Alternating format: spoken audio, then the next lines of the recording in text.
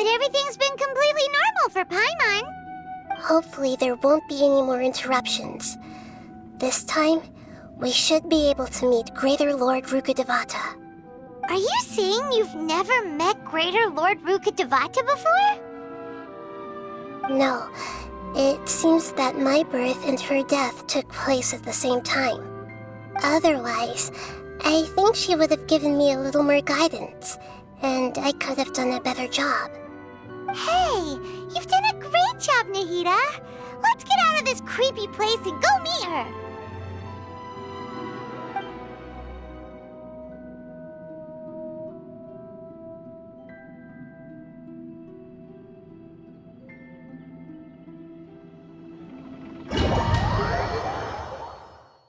So, is this the place you were talking about? The base of Irminsul?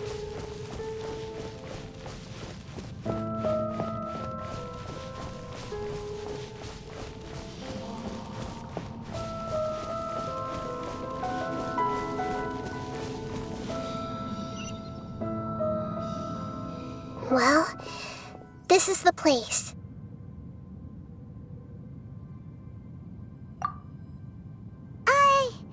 We're here to find Greater Lord Rukkhadevata, right?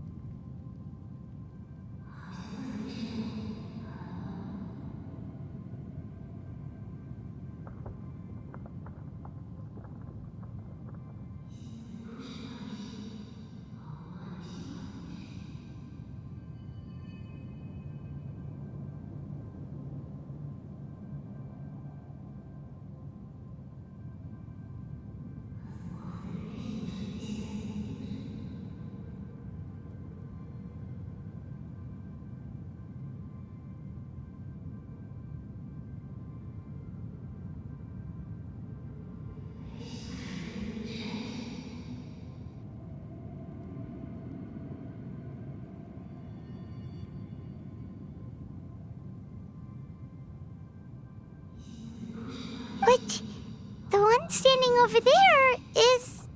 Is that me? She looks exactly like me. Are you Greater Lord Rukkhadevata? Yes, that's me. Are you surprised by my appearance?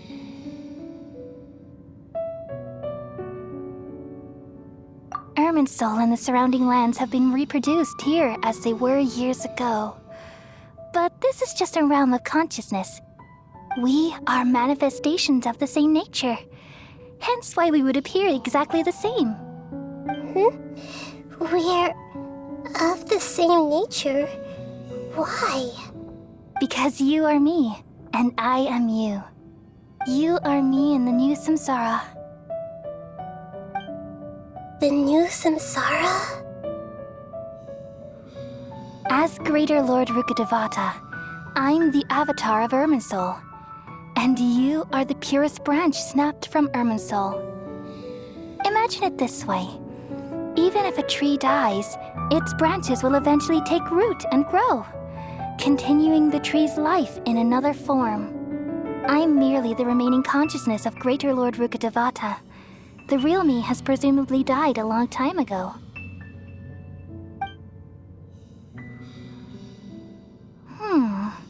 Judging from your appearance, I've probably been dead for 500 years. But you're finally here. My new self in the samsara. If this is true, then am I going to be a great Archon like you someday? Though we share the same nature, our fates are bound to be different. All things have their own fate. When a branch grows into a mature tree, it won't be the same as the original tree. That That's why fate is the ultimate knowledge, isn't it? That's a great insight. Yes, very good. It's also precisely why you won't become like me. Really? But perhaps you may become an even greater Archon than I. I already see a determination in you that I didn't possess in my time, and the future that it leads you to will be yours alone, along with the blessings from your past experiences. Don't worry. The growth of wisdom is like that of a plant. You only need to wait quietly for the flower to bloom.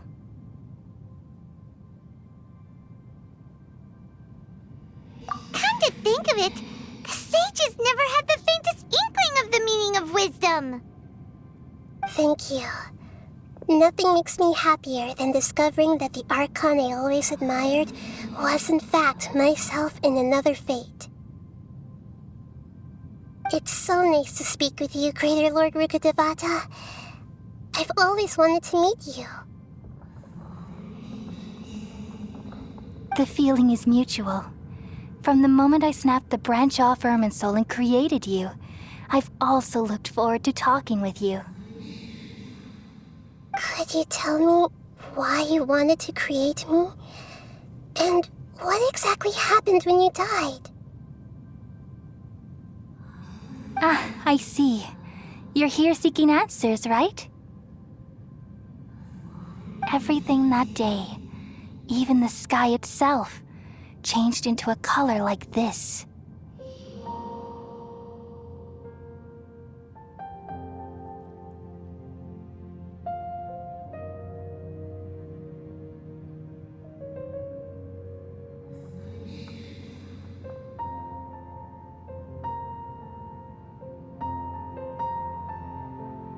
At that time, the seven were all summoned to the nation of Conria. Except for me. I had a more important task to attend to. I had to protect Irminsul. The disaster occurred together with the pollution of forbidden knowledge.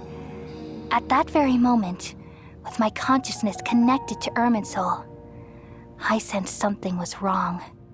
The pain started to torment my mind. By the time I reached Irminsul, it was already displaying signs of corruption. Had I not repelled the pollution of forbidden knowledge with King Deshret thousands of years ago, I might have felt even more hopeless and lost. So what exactly is forbidden knowledge? It's a kind of knowledge that doesn't belong to this world, and a form of truth that can't be understood. It came from the very bottom of the abyss. Even I could never understand it. The world is constantly rejecting it, leading to all kinds of bad phenomena. If we allow forbidden knowledge to pollute Irminsul, I'm afraid the entirety of Teyvat could fall apart. So, there's knowledge that even the God of Wisdom can't understand? At that time, I knew I couldn't repel the forbidden knowledge with my strength alone. Which is why I created a device that compiled human wisdom and named it the Akasha. It's truly the world's most amazing invention. Thank you. For a long time, I thought dreams were the fruit of human wisdom. Though it was selfish to do so, I borrowed people's dreams using the Akasha. Then I compiled their wisdom and all of my own power. Well, did it work? Thanks to the wisdom of the people of Sumeru, almost all the forbidden knowledge was cleared from Irminsul. But things didn't go as smoothly as I thought. I had a terrible headache, which gave me an uneasy feeling. And then, I remembered that my consciousness was also connected with Irminsul. It brought me knowledge and wisdom, but vile corruption as well. From the very beginning, my existence had been polluted by the forbidden knowledge. Oh no, how could that happen? I I've experienced that pain in your consciousness. It must have been a horrible experience. Yes, but my feelings weren't important. The important thing was that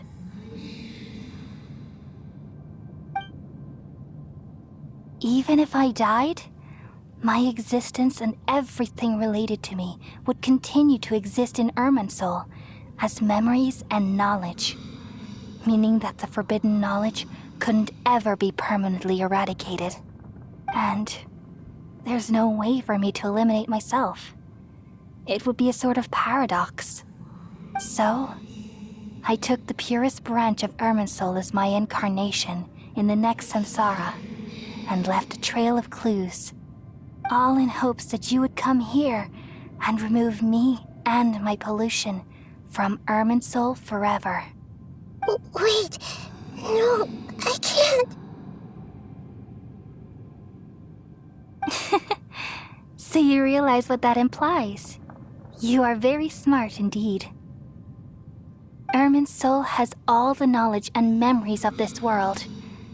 And as you've realized just now, removing me from Irminsul means I essentially will never have existed in this world. But this is the only way to save Irminsul. People love you so much, and they've missed you so much over the past 500 years. I am exactly the same. So how can we just forget you like this? Is there really no other way? There must be something else I can do. You're the god of wisdom, Booer. You should know that there is no other way. But this is so cruel. I don't want to forget you. No need to feel so sad, Booer. As someone who delights in wisdom, you should feel joy at finally finding the answer. These are the words in their entirety. The answer you've been seeking all along. Let the world completely forget me. We all nestle under the great tree of wisdom, peering out to perceive the world. From the earth and from the rain, we perceive its wonders until we become a white bird to perch atop a branch and finally snap off the most important leaf. Once upon a time, I alone dreamed in this world. In my dreams, everybody would also dream after they fell asleep. Wild and wonderful thoughts would emerge from their minds. Some tumbled to the ground, and others floated to the sky, connecting all things in the world into one dazzling net. Among a plethora of worlds were numerous smaller worlds, all of fate, finding within the tapestry their brilliant glow. I gradually understood that these indescribable and constantly changing things are the most profound things in the world. Only they can completely repel the madness. Only dreams can awaken consciousness from the deepest darkness.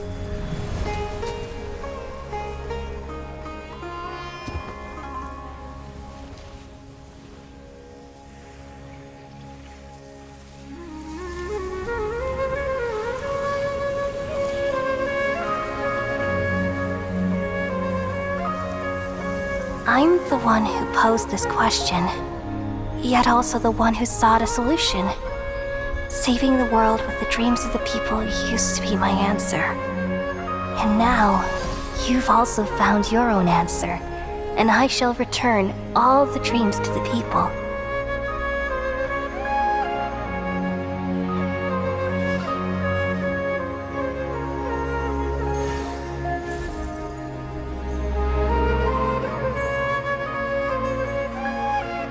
Goodbye, people of Sumeru. May you be blessed tonight with the sweetest of dreams.